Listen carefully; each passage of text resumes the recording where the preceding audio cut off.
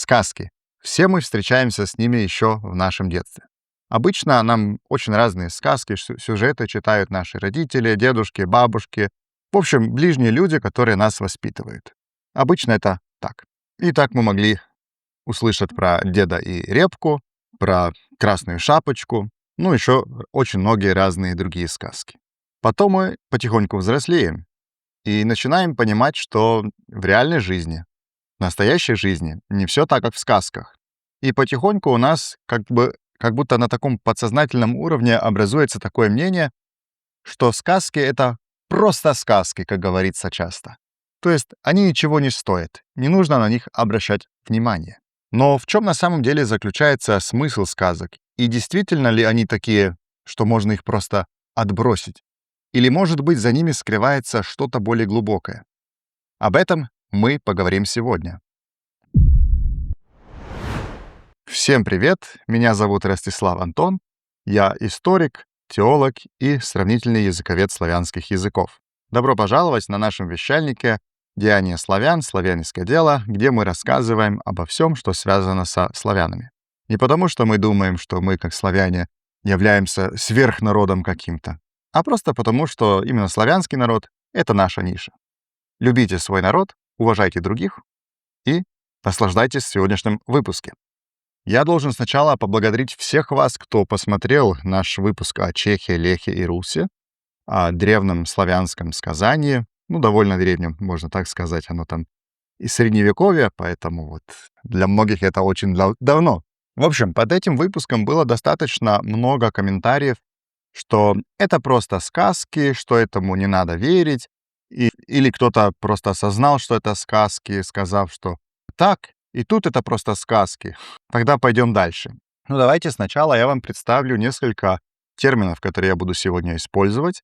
А это термины как миф, легенда, сказание, сказка, нарратив. Вот все эти слова в каком-то смысле обозначают хотя бы отчасти одно и то же.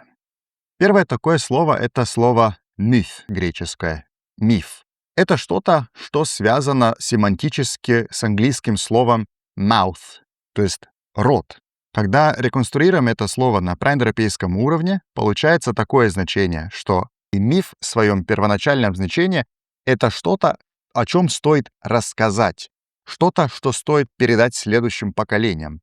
То есть, в принципе, это весь сказанный опыт, который рассказывали более пожилые, более опытные люди младшим поколениям, чтобы они могли осмыслить себе этот мир. То есть изначально нет там такого отрицательного оттенка, к которому мы сейчас все привыкли. Мол, миф — это просто миф, это ничего не значит, просто отбрасываем это и пойдем дальше.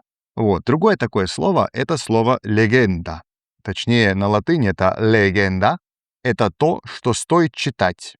То есть тоже речь идет о каком-то переносе информации, в этот раз о письменном переносе информации. И что уж тут говорить о славянском сказка, сказание. Уже само по себе очевидно, что это что-то, что мы говорим и переносим следующим поколениям. То есть семантически движемся вот в этом поле. А также латинское слово последнее, из чего нарратив, это тоже что-то, что говорится, о чем стоит и о чем нужно говорить. Поэтому я хочу с вами вспомнить вот это исконное значение этого слова, потому что не всегда смотрели на все эти термины так, как мы в среднестатистическом плане смотрим на это сегодня. Началось все это, можно так сказать условно, на Западе, имеется в виду вся Европа, когда с 17 века, и там потом 18-19 век, когда начал развиваться критический метод, когда научные методы все больше и больше совершенствовались. И в XIX веке было очень популярно развенчивать всякие мифы. Это, между прочим, популярно и сегодня. И поэтому к этому слову «миф» привязалось такое отрицательное значение, что миф — это что-то, не хотим мифов никаких. Немножко более вдумчивые могли и узнавали в этом что-то более глубокое. То есть, когда говорим о сказках, легендах, мифах, там не важно или не настолько важно то, является ли это отражением каких-то реальных событий, а важно то, что эти легенды или авторы этих легенд и мифов хотели сказать нам, слушающим, нам, читающим. Итак, например, в легенде, о которой я рассказывал в одном из наших предыдущих выпусков, легенде о Чехе, Лехе и Русе, там неважно, существовали такие персонажи действительно, а что этот факт, что автор думал о Чехе, Лехе и Русе как о трех братьях, обозначает. А он прежде всего говорит нам о том, что авторы этих легенд осознавали родство восточных славян и западных славян-поляков и чехов. Да и потом еще хорватов сюда присоединили и других. Вот это в этой сказке было важно. Но очень часто всякие древние сказки имеют и некоторые элементы, которые действительно можно приблизить к тому, что на самом деле где-то происходило. Например, может быть такой самый известный пример — это сочинение «Одиссея» и «Илиада» греческого поэта Гомера. Они содержат некоторые события, о которых они говорят, произошли за больше, чем 400 лет до самого Гомера. Как сам Гомер мог о них знать? Ну, неизвестно, только устным переданием. Это устно переносились какие-то легенды, окрашивались всегда все новыми и новыми событиями, и уже такими событиями, которые не соответствуют реальному миру, но которые все-таки отражают то, что когда-то происходило. Это Троянской войне, например, или в блуждениях Одиссея. Вот. И археология на самом деле подтвердила некоторые описания из Гомера, описания, например, доспехов, описания жизни, какая была как раз за 400 лет до Гомера, и они соответствуют археологическим находкам. И Гомер об этом никак иначе не мог узнать, кроме как через устный перенос этих историй, этих сказок от своих предков.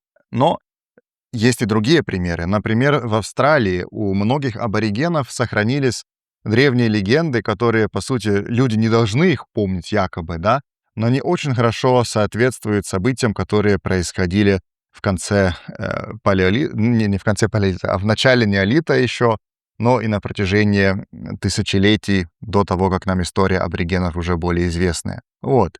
Да, и такие легенды, такие сказания, они действительно переносились. Но всегда нужно понимать контекст. Например, в Средневековье, когда мы говорили о легенде о Чехе, Лехе и Русе, это практически без исключения истории из кругов священнослужителей или образованной элиты тогдашнего общества. Тут речь идет не о каких-то народных эпосах, а просто о конструкциях определенных авторов, которые думали, размышляли о прошлом. Но народное все-таки у славян тоже сохранилось, всякие народные сказания, а ими прежде всего занимается этнология и культурная антропология. Они исследуют эту тему, причем так, что сравниваются и современные обычаи фольклорные, и современные сказки. И иногда даже пытаются это найти в источниках, но это я сейчас в целом пытаюсь вам нарисовать картину, как разные сказки образуются. И давайте теперь немножко перейдем ближе к нашему времени. Все мы с вами живем в каких-то сказках. Сказками можно назвать наши представления о мире, которые образуются у нас сейчас в 21-м, в 20 веке тоже, обычно через образование. Мы все сейчас живем в сказках, которые мы получили через систему образования в основном и в некоторых местных легендах, которые мы, может, получили от предыдущих поколений. Но одни из таких сказок, или, можно сказать, нарративов, с ними мы встречаемся на уроках истории в каждой из наших славянских стран, да и в других странах это ничем не отличается. У каждого государства есть свой государственный нарратив. Для восточных славян этот исторический нарратив, это сказка, это осмысление своей истории начинается с времен Рюрика. И так, можете мне написать, если я ошибаюсь, обычно в школах русских, украинских, белорусских все начинается на истории как раз с Рюрика и его братьев. В Польше начинается все с Мешка I. Обо всем остальном говорится обычно как о легендарных началах Польши. В Чехии это Пшемисловичи, Пшемисл Орач, но на самом деле потом это легендарная часть, а потом уже с князя Боржевоя начинается государственный нарратив постройки чешского государства. В Словакии это Святополк, тоже, значит, 9 век. В Сербии это неизвестный архонт, основатель сербского княжества. Потом в Словении это князья как Хотимир и Гораст, сыновья Борута. И иногда тоже в Словении, в Словакии князь Само. В общем, обычно начинается история или нарратив об истории наших конкретных славянских стран с времен христианизации наших государств. И это, конечно, имеет свое место быть, но сейчас все трактуется так, как будто все исторические события всегда были предназначены, чтобы они привели к тому, где мы находимся сейчас. То есть, если у нас тут государство хорватское, значит, вся история была направлена так, что все должно было идти к республике, государству Хорватия, которая сейчас в Евросоюзе и так далее. Это все лишь примеры этих государственных нарративов. И мы их обычно принимаем как нашу историю. Да, потом в государствах, где является такое подозрение к авторитетам, где этого подозрения больше, там рождается больше всяких лженаучных теорий.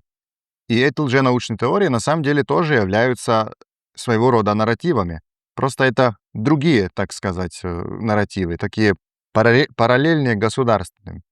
И так, например, есть такие, как, например, в России есть пример этрусков или гипербореев или многих других разных мифических народов. Потом в Сербии это всякое иллирийцы, это сербы. Это в Хорватии, кстати, тоже существует, что иллирийцы — это хорваты, что мы всегда были местные, что, в общем, все, что славного и хорошего в истории произошло, все это наше. Это тоже такие сказки. Но в чем тогда смысл всего этого? Почему все эти сказки ценны? Они ценны тем, что мы, когда их исследуем, можем глубже понимать, что находилось в головах людей, что было важно в головах тех людей, которые писали эти легенды, что они нам хотели передать. Да, и все эти государственные нарративы существуют, так уж исторически образовалось, и пока это все так продолжается. Но, собственно, и на нашем вещальнике, и на нашем канале мы тоже представляем вам какой-то нарратив. Мы представляем конкретно нарратив общеславянский. Ищем то, что общее у славян, даже исторические персонажи какие-нибудь, которые говорят нам о чем-то, которые говорят о прошлой близкости всех славян. В очень редких славянских государствах сейчас, в учебниках конца 20 и начала 21 века, очень мало или совсем не говорится о событиях, которые происходили с нами, славянами, до того, как начинается наш официальный нарратив. То есть, что говорится, например, о том, что было до Рюрика, что говорится о том, что было на Балканах славянами, как южные славяне завоевывали Балканы. Об этом практически ничего не говорится. Я могу это подтвердить и со своим славянским и хорватским опытом. Обычно тоже начинаем больше обращать внимание на нашу историю с той точки, когда стали образоваться наши государства. Хотя информации о том, что было раньше, имеется довольно много.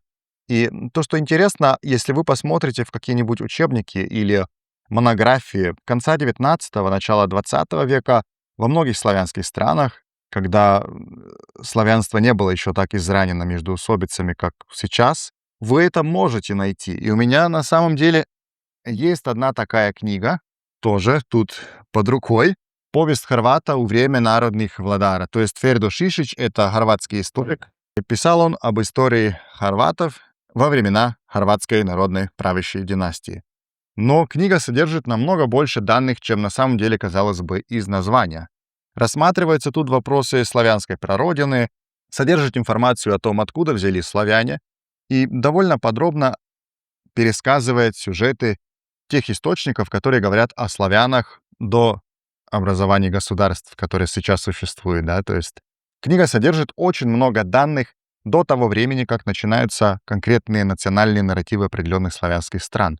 То есть пересказываются конкретно сюжеты о том, что было со славянами в VI веке, как завоевывали Балканы, кто были известные полководцы того времени, потому что мы их на самом деле знаем не так мало. Да? Мы знаем Даурентия или Даурета, мы знаем Мезамира, Килагаста и Дария, мы знаем князя Сама. Нам хорошо известны и их враги, и соперники, такие как Хилвуди, Германус. Знаем даже некоторых славян, которые перешли в службу Византийской империи, такие как Суарунас, например. Знаем еще имена князей, такие как Пирагаста, например, да. И таких вещей довольно много. И тут говорим всегда об источниках, которые как раз датируются с VI по IX век, то есть до образования славянских государств раннего Средневековья. Там можно увидеть много всего интересного. И об этом мы вам расскажем в некоторых наших будущих выпусках. Если вам понравился сегодняшний выпуск, ставьте пальцы вверх. Кто из вас хочет, может поддержать нас на Boosty или на PayPal. Тем, кто это уже делает, спасибо огромное. Это нам очень много значит, так как мы пока команда из 2 человек на настоящее время. И нам очень сильно помогает любая ваша поддержка.